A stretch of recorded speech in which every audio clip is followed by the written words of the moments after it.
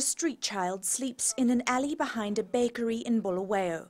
Elbow deep in trash, flies hovering around her tiny body. She is starving, and she is one of millions.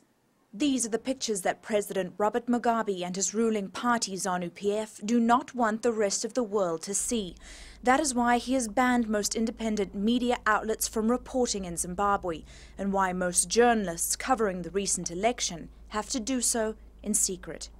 The country suffers from 80% unemployment, a massive AIDS pandemic, and one of the lowest life expectancies in the world. The economy has collapsed, and many people simply cannot afford to live.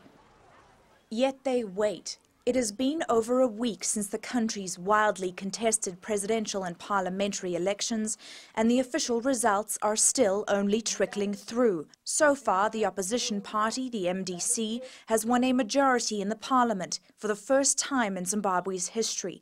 But there has still been no official word given by the electoral body on the votes for president. The opposition has won the election. But unofficially, on the international news outlets, the opposition, saying they used a worldwide parallel counting system, claims victory for their candidate Morgan Tsvangirai. A spokesperson says that Tsvangirai clearly beat the veteran president, who seeks his 6th consecutive term.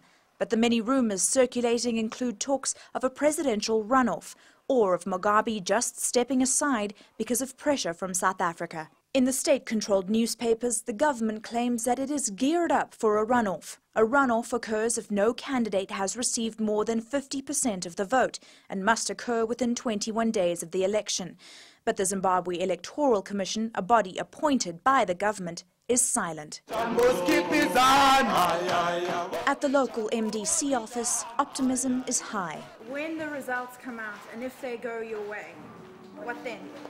When the results come, we'll be saying, Moki, Moki, Moki, Tsvangirai ndisusu, Baba yaura. That's what we're going to say. That's what we're going to say, basically, because we don't have words for it.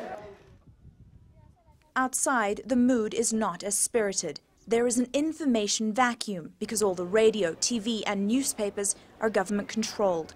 Most Zimbabweans have little idea what's happening with the results. They just have to wait or rely on rumor and speculation. But waiting is something Zimbabweans are used to.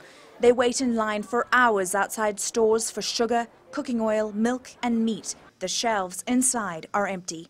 They queue for money outside banks, knowing that every hour their money becomes increasingly worthless because of the 100,000% inflation rate. We want a new Zimbabwe, we want a new beginning, and it's about time for us to do something about it. But as the days without results turn into weeks, fear takes the place of optimism. 2 Western journalists accused of operating without government permission are arrested and detained in the capital, Harare. The opposition also claims that one of its offices was raided by the country's feared riot police. At the MDC office in Bulawayo, truckloads of riot police patrol the building. If anyone is seen to be openly celebrating, they are warned. Some supporters say they have even been beaten for proclaiming what the police say is premature victory. All what we are saying is we want Zimbabweans to be people, not to be animals. That's what we are saying as MDC. But underneath all the politics, rumors and talk of possible celebration lies desperation. Zimbabwean children rarely smile, and few parents know what they will eat tomorrow, let alone hope their candidate wins the presidency. If the results are positive on our side, if Tsvangirai wins, I don't know what I can say to you. I don't know whether to fall down or to scream or to cry.